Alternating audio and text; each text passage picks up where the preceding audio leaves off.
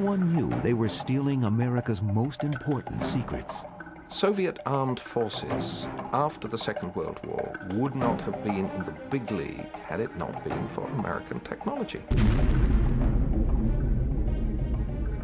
Just how deep did Soviet agents penetrate into the U.S. government? You know, as a former operative for the Soviet intelligence, I can't imagine myself bargaining with a U.S. congressman about payment. But they did it. The guilt or innocence of people like the Rosenbergs, Alger Hiss, had been debated for years. The hunt for communists in the 1950s was a frightening time in America. And now, new information from the KGB files lends credence to some of people's worst fears about the spies among us.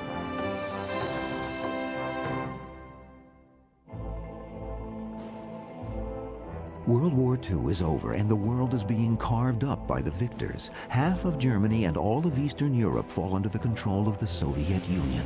The Iron Curtain comes down. America's former ally is now America's enemy as battle lines are drawn in a new kind of war, a Cold War. Most Americans believe a showdown with communism is inevitable. Many also fear that communist spies are infiltrating American institutions and threaten our way of life. Believe me, you communists can't keep fooling the entire world. American politicians begin their assault against communism. I am holding in my hand a microfilm of very highly confidential, secret State Department documents. These documents were fed out of the State Department by communists who were interested in seeing if these documents were sent to the Soviet Union. Lives and reputations are put on the chopping block. From Hollywood to Washington, D.C., from the heartland to Manhattan offices, loyalty becomes an issue. And the question, are you now or have you ever been, is used to probe communist infiltration. I am not and never have been a member of the Communist Party. By 1948, the House Un-American Activities Committee has already pursued suspected communists for a decade. The most famous witness called before the committee is Alger Hiss. A Harvard graduate, Hiss clerked for Supreme Court Justice Oliver Wendell Holmes and later served as a State Department official and an advisor to President Roosevelt at the 1945 Yalta Conference. In 1948, Hiss is accused of being a Soviet spy. Many are skeptical about his guilt, including President Truman. The reporter said, "Do you consider these investigations all red herrings?" And Truman said, "Yes." When the House Un-American Activities Committee calls Hiss to testify in 1948, a freshman congressman from California, Richard Nixon, leads the pursuit. I have no apologies to the American people for my part in putting Alger Hiss where he is. Along with Nixon, Hiss's primary accuser is Whittaker Chambers. Mr. Hiss represents the concealed enemy. A Time magazine editor and former communist agent turned informer, Chambers claims Hiss was a member of his old communist cell. In 1950, Hiss is convicted of perjury for lying to a grand jury about knowing Chambers and about passing stolen State Department documents to him. I identified him on several grounds which I think the record will show. While Hiss is grilled by Congress and a grand jury, government codebreakers are conducting their own investigation. They are hard at work deciphering wartime Soviet secret cables sent between Moscow and its operatives in the U.S. In 1946, they succeed in cracking the Soviet code. The newly deciphered cables are assigned a randomly chosen code name, Venona. And Venona offers disturbing revelations. There are more spies at work in America than previously suspected. So the war years are really the golden age, starting in the 1930s, but the golden era of Soviet espionage in the United States. The deciphered Venona cables are one of the best-kept intelligence secrets of the century. The information is so classified that those who work on them are told by the National Security Agency to keep everyone in the dark, even President Truman. Meredith Knox Gardner was one of those codebreakers. That's not my fault. I don't know why they did that unless they thought that politicians in general, and especially powerful politicians, whom they couldn't browbeat into swearing that they wouldn't let others know what was going on. I guess they just didn't trust politicians in general. Imagine if today, if an American president was denied access to a vital piece of intelligence information, heads would roll, and correctly so. The Venona cables remain a closely guarded secret for a half-century, until 1995 and 1996, when the National Security Agency declassifies most of them. Like a time capsule from another era, the cables tell tales of spies who had infiltrated all aspects of American life. Spies in the State Department, spies in the OSS, the Office of Strategic Services, even spies operating inside the top-secret Los Alamos lab where the bomb was developed. One young physicist who works in the lab, Ted Hall, passes vital secrets to Russian agents that help the Soviets build their own nuclear weapon. Even though the FBI is onto Hall by 1950, they never arrest him. Exposing him would reveal to the Russians that the U.S. had broken their code. Hall goes free. Ted Hall, who now by his own admission gave the Soviets the most explicit information about the atomic bomb process. Hall was allowed to leave the country, emigrated to Britain, where he became a very successful, prominent scientist. There are other bombshells in the declassified Venona cables. The man who symbolized the so-called Red Witch hunts, Alger Hiss, is proved to have been a highly placed Soviet spy. Hiss is not only incriminated by Venona, but by a second source as well, damning new evidence found in the archives of the KGB. Alger Hiss was a source for the Soviet military intelligence. It's an absolutely different organization. But in those files, I found a lot of documents on Alger Hiss, naming him by his real name. I remember the phrase, "With Alger Hiss as a source, one doesn't need anyone else." In 1994, officials in Moscow no longer have any reason to protect the secrets of the Stalinist era. They decide to open portions of the KGB archives so that a history of Soviet espionage can be written for the first time. American historian Alan Weinstein joins with journalist and former KGB agent Alexander Vasiliev to examine the files. I am the first person who did any research in the archives. No one, including people who were giving me the files, no one knew what was there. And I found there a lot of things which they didn't want me to find. Weinstein and Vasiliev embark on a remarkable journey of discovery. Each new file offers detailed information about Americans who collaborated with Moscow. The revelations in the KGB files also mirror the startling disclosures contained in the Venona documents. It's a bonanza from a historian's point of view. It's more than the famous Watergate two-source rule. It's the same source from their archives and from our archives. Could I have expected any of that? Absolutely not. Absolutely not. The KGB files reveal startling details about Americans who spied for Moscow. But who were these people, and what drove them to spy for the communists? Most were motivated by high ideals, others by love, and in one case, just plain greed. When we return, a U.S. Congressman sells information to the Soviet Union. One perfect day, Samuel Dickstein walked into the embassy and said that I could help you with spying on Russian fascist organizations in America, but you will have to pay me.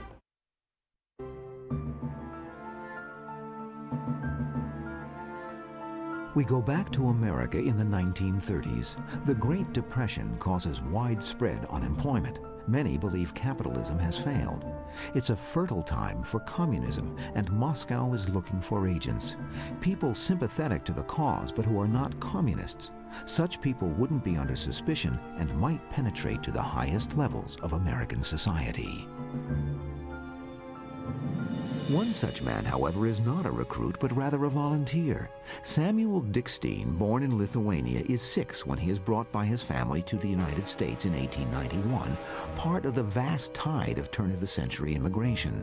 He rises through the political ranks of New York's Democratic Party, and in 1922 he is elected to the United States Congress. He is still serving his New York district during the most desperate days of the Depression.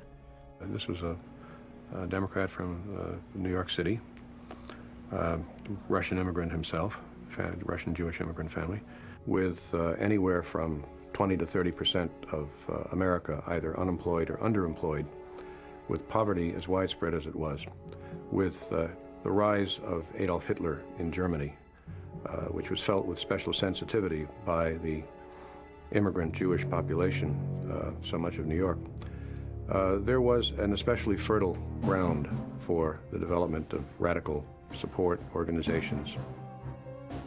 This is the world Congressman Dickstein comes from. His constituents are primarily immigrants, refugees from political strife in Europe, and by the mid-30s, the political strife they are escaping is primarily fascist.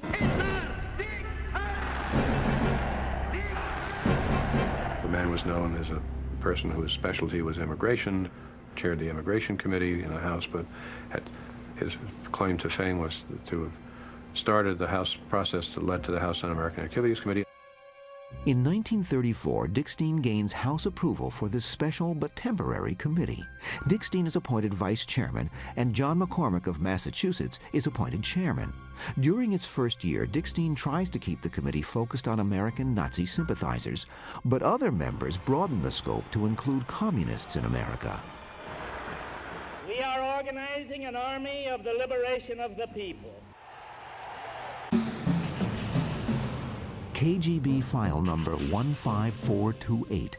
It is Samuel Dickstein's file, and it reveals one of the greatest ironies in the history of espionage. Samuel Dickstein, the man who created the House Un-American Activities Committee, becomes a paid agent of Soviet intelligence. But a greater surprise was that, unlike most of the people who spied, who engaged in intelligence work for the Soviets during the 1930s and 40s, most of the Americans, who were motivated by anti-fascism, by belief in communism. Dickstein did it for the money. It surprised me that no one inside the intelligence knew about this fact, but it didn't surprise me that some politician did such a thing. When former KGB agent Alexander Vasiliev first comes across Dickstein's file, he finds a description of an audacious, unscrupulous man who had one thing on his mind when he walked into the Soviet embassy in Washington, D.C. on December 20th, 1937. And said that I could help you with spying on Russian fascist organizations in America, but you will have to pay me. And he was asking for $5,000 or $6,000 a month, and they began bargaining. You know, as a former operative of the Soviet intelligence, I can't imagine myself bargaining with a U.S. congressman about payment. But they did it, and they actually agreed on $1,250 a month. For that price, Representative Dickstein tries to provide anything the Soviets might be interested in. We have a list of various items he passed, which would have been including government internal budgets on how much the U.S. was spending on military issues. There are a whole bunch of government documents that he is supposed to have passed, according to the files. But in this pre-World War II period, the Russians want Dickstein to investigate anti-Soviet groups in the United States. Dickstein was much happier spying on fascist groups or on monarchist groups for them. One of the things about the Soviet intelligence is they never stopped focusing on the tiniest of the remaining monarchist groups supporting a restoration of the monarchy in the Soviet Union, nor did they stop focusing on Leon Trotsky's supporters, also a small band, even after they had assassinated Trotsky.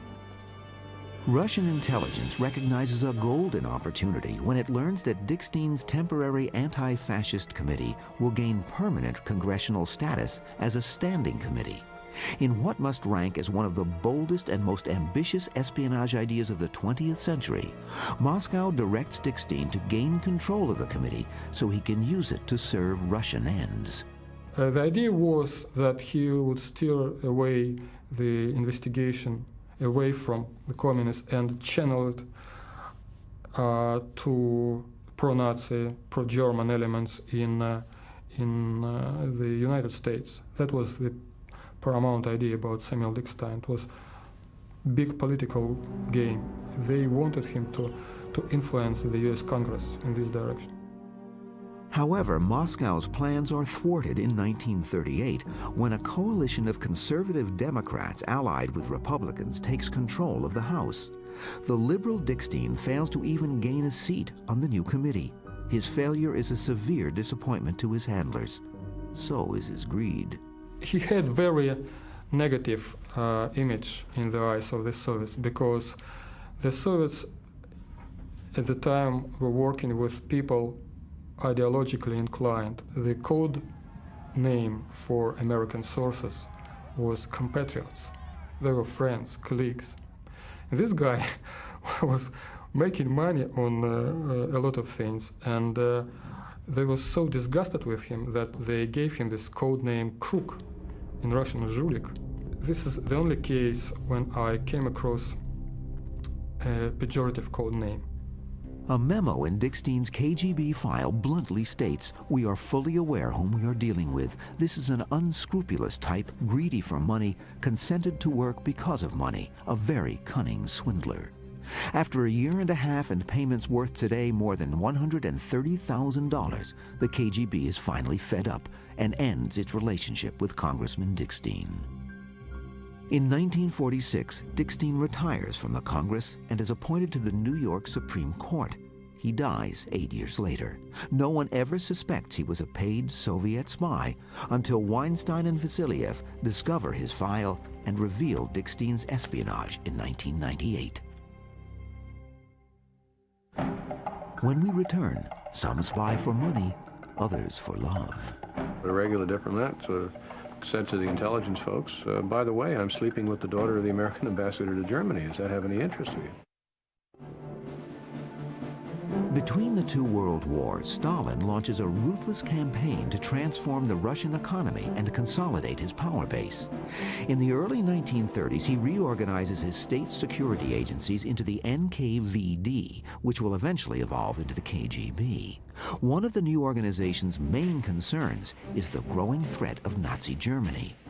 Desperate to divine the intentions of this powerful new enemy, Moscow looks for agents who can circulate among the highest levels of Nazi society. The Russians find an American woman whose special abilities to combine charm and sensuality open the doors to Hitler's inner circle.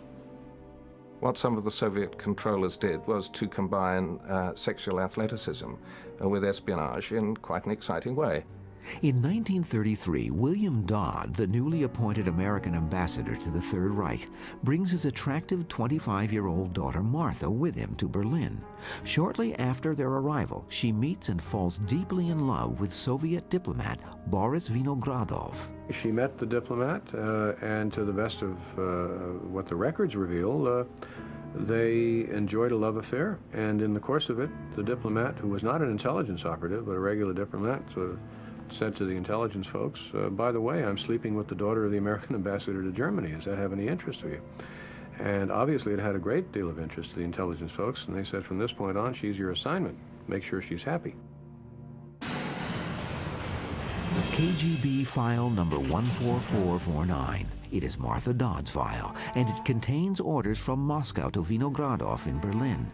They want him to turn his lover into a spy for the Soviet Union. The file also states that, according to our data, the mood of his acquaintance is quite ripe for finally drawing her into our work.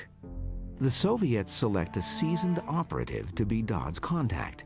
He passes as a reporter for the Russian news service Izvestia. Her KGB file clearly indicates why she has potential value to the Soviets. With the State Department's knowledge, Martha helps her father in his diplomatic work and is aware of all his affairs. Martha claims that the main interest of her life is to assist secretly the revolutionary cause. She was a major acquisition for the Soviets because she offered not only access to documents that her father left about his office, she could wander in and out at will. For the Soviets, the kind of information Dodd can access might be critical to the survival of Russia in the event of war with Germany. I think that her information about the correspondence between the U.S. Embassy in Berlin and the State Department was very important, because in the late 30s, the Soviets were very concerned about by which road America would go in case of of a war between the Soviet Union and Nazi Germany. That's why all this diplomatic correspondence was extremely important. In an extraordinary note from Dodd herself that Vasiliev and Weinstein discover in her KGB file, she makes it clear that she has access to material from the highest levels of the U.S. government, and she's prepared to do anything that might be asked of her. It goes without saying that my services of any kind and at any time are proposed to the party for use at its discretion. Currently, I have access to the personal, confidential correspondence of my father with the U.S. State Department and the U.S. President. In 1934, Dodd's Soviet lover Vinogradov is recalled to Moscow, yet she continues to assist the KGB by sleeping with the enemy. She also moved in the highest diplomatic and political and military circles. And mind you, took lovers in many of those circles, despite the fact that her primary lover, the love of her life, as she said, was this Soviet diplomat. But that didn't stop her from moving about and leading a very energetic social life, let me put it that way. The long list of her lovers eventually includes German aristocracy, members of the Gestapo, and General Ernst Udet, second only to Hermann Goering in the German Air Force. Dodd supplies Moscow with remarkably valuable pillow talk, a stream of confidential data about German military units, tactics, and procedures. She forwards reports of Roosevelt's informal and private discussions about U.S. policy toward Poland, Japan, Germany, and Russia. She even offers to use her influence with her father and others to help the Soviets hand-pick her father's successor. According to Dodd's KGB file, her handlers take the extraordinary step of asking Stalin himself how she might best be used. By 1937, war is imminent and Dodd's days in Berlin are numbered. Yet she still yearns for Vinogradov, who has been transferred back again to Moscow. Desperately, Dodd flies to Moscow and presents a letter to her KGB contacts. I, Martha Dodd, U.S. citizen, have known Boris Vinogradov for 3 years in Berlin and other places, and we have agreed to ask official permission to marry. This letter on several pages went straight to Joseph Stalin, and Joseph Stalin himself took the decision to continue using her as a source. Moscow delays responding to Dodd's request. Late in 1937, her father resigns his post as ambassador and Martha reluctantly returns to America. Unknown to her, Vinogradov is arrested when Stalin purges his diplomatic corps of those he suspects are disloyal. Before Vinogradov is executed, the KGB forces him to write to Dodd as if nothing is amiss. Martha writes back, unaware that her lover is dead. What I like about Martha Dodd also is that in a conversation, she once said, "I have a weakness for the Russians. There is something in them." It's very flattering, isn't it?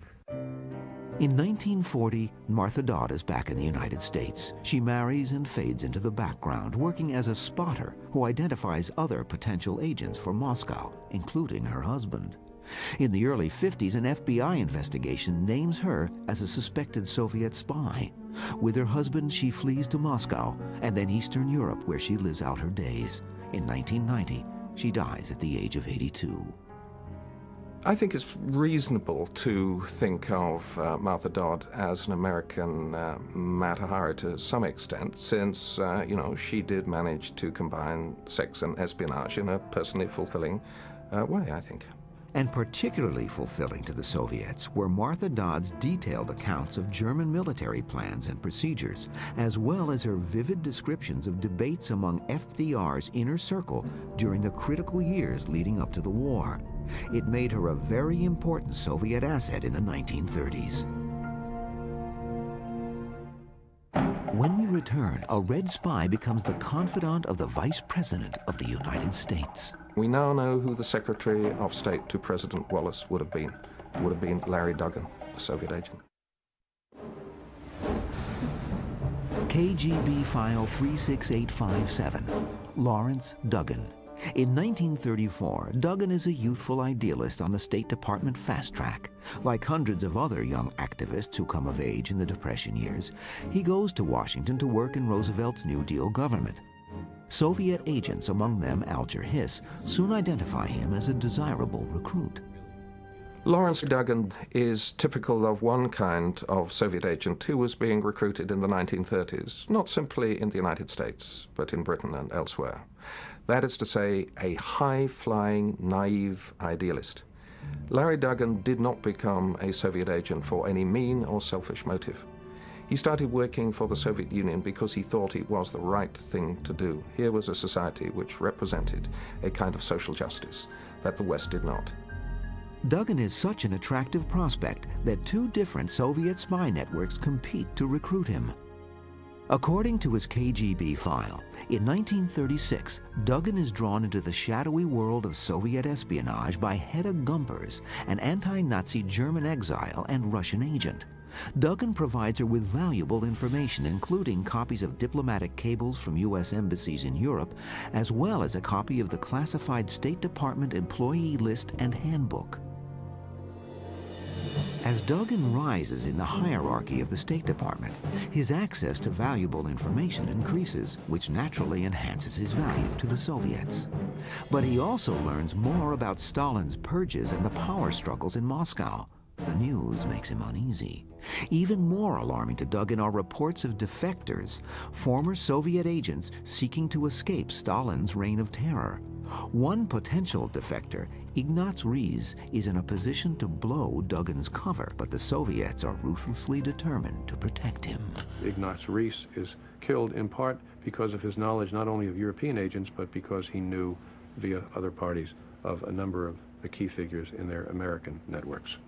A note in the KGB archives reads, "Riess is liquidated, but not yet his wife.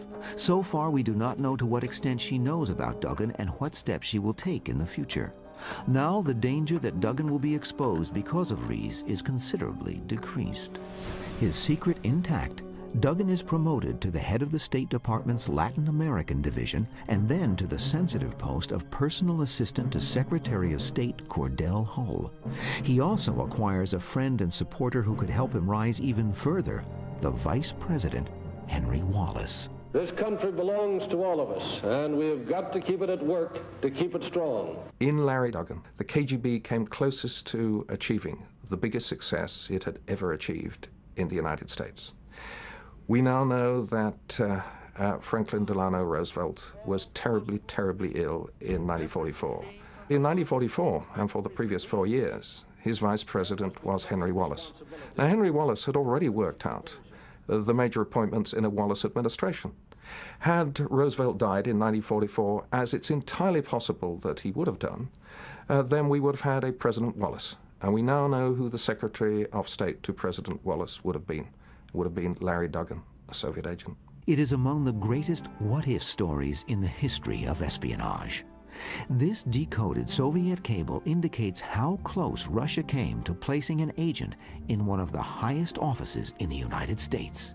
Kinyats is the Russian codename for Duggan, and Lotzman is Henry Wallace. The cable reads, "If Lotzman gets an interesting post, it goes without saying Kinyats must get in on it by using his friendship." However, this scenario never unfolds, and Duggan's world begins to crumble when former Soviet agent Whittaker Chambers identifies Duggan as a secret communist to a State Department security official. He resigns his post as Secretary of State Hull's advisor and tries to cut off all contact with his former spy masters. But details in his KGB file show that he is relentlessly pursued by his Soviet handlers. And one of the things that we tend to forget nowadays is the sheer tension that accumulated in some of those people in the United States who were working for the Soviet Union at the end of the Second World War. In December 1948, the FBI steps up the pressure on Duggan, questioning him about his relationship with Alger Hiss. Virtually on the heels of FBI questioning, the KGB comes knocking, demanding to know if Duggan talked. At 9 a.m. on December 20th, 1948, only days after his KGB interrogation, Duggan enters his office in New York. At 10 a.m., he plunges 16 stories to his death. Did he jump, or was he pushed? It's not certain that Larry Duggan committed suicide. He certainly fell from a very great height, and it's a very unusual kind of accident. Duggan's KGB file lays bare the details of how thoroughly Soviet agents penetrated the State Department. But recently uncovered KGB files also reveal how deeply Soviet spies penetrated another U.S. agency, a very secretive agency, the Office of Strategic Services, the OSS. There were a number of specific agents within the OSS who worked for the Soviets who passed along a variety of materials. And obviously, if you're running a foreign intelligence agency, it is useful, perhaps best, not to have double agents in your midst. The OSS had a number of them. KGB File 45049, Duncan Lee. Lee is a Yale graduate and Rhodes Scholar. When his mentor and former law partner, General Wild Bill Donovan, creates the Office of Strategic Services in 1942, Donovan recruits Lee to be his assistant.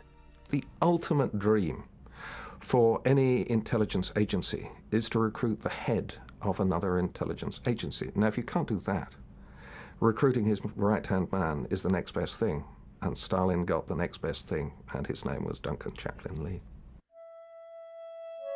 Lee's broad access to OSS operations makes him an invaluable source. The cautious Lee provides no documents, but his tip-offs allow other Soviet agents working within the OSS to evade detection. The Soviet Union was actually far more successful in gaining intelligence on its allies than it ever was against its enemies. And because its operations against its allies, Britain and the United States, were on so much a larger scale than its operations against its enemies, it was convinced for much of the war that its allies must be engaged in equally large operations against it. There is more than a grain of truth to that suspicion. Many American and British officials believe Russia will become the next big enemy after Hitler is defeated. They withhold from the Soviets the secret date of D-Day. If Russian generals know when the Second Front is to open, they might make their own plans to put a stranglehold on Nazi territories in Eastern Europe. But according to the KGB archives, Duncan Lee gave his Soviet contacts top secret details about D-Day. A note citing Lee as its source is found in his KGB file. It is dated March 3, 1944, and reads, "The Second Front will be opened between mid-May and the beginning of June." If they believed Lee's information, the Russians were now privy to the most important secret of the war.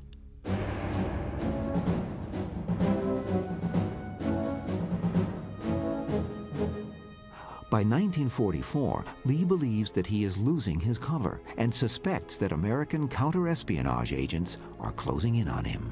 He got scared to death because he, as an American operative, he realized that all of Soviet sources inside American government organizations, sooner or later, would be discovered. As the war draws to a close, many of those who worked for the Soviets in the 30s and early 40s now regret their actions. Lee is among them. He is haunted by the implications of his wartime contact with the Soviets. He severs all ties with Russian agents. In 1948, his worst fears are realized when he is identified along with Alger Hiss and Duggan as a suspected Soviet agent. Investigated by the FBI, he is never charged with any crime, in part because the investigations had no access to the evidence recorded in the Venona files. He is one of a number of OSS officials who provided information to Russia, but who escape indictment for exactly this reason. When we return, the leaks don't stop. An American gives the Soviets technology that changes the balance of power in Asia. Soviet armed forces after the Second World War would not have been in the big league had it not been for American technology.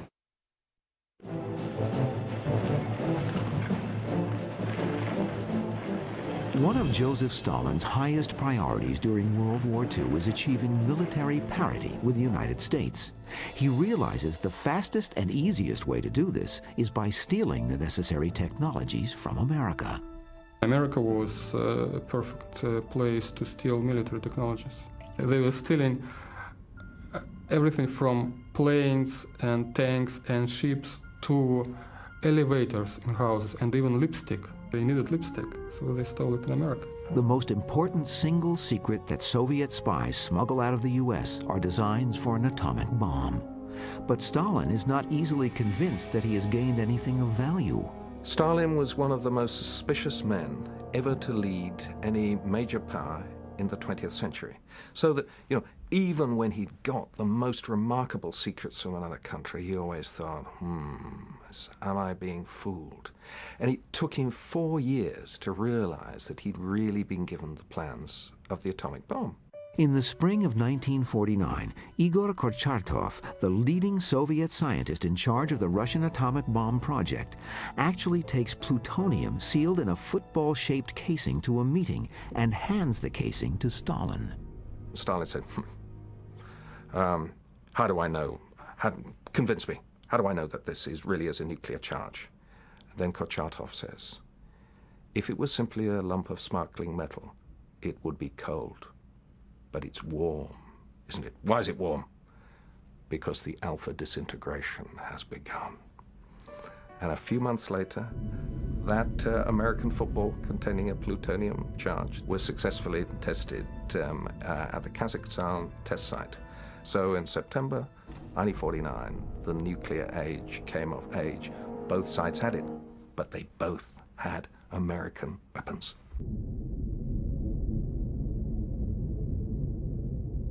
Some of the atomic secrets are stolen by a Los Alamos machinist recruited by Julius Rosenberg, who runs a Soviet spy ring. Rosenberg and his wife Ethel are executed for atomic espionage in 1953. It's tragically ironic that Julius Rosenberg should have been executed for one of his sidelines. What we now know is that the Rosenbergs, Julius Rosenberg, with some help from his wife Ethel, was running one of the biggest scientific and technological espionage networks in the history of the United States.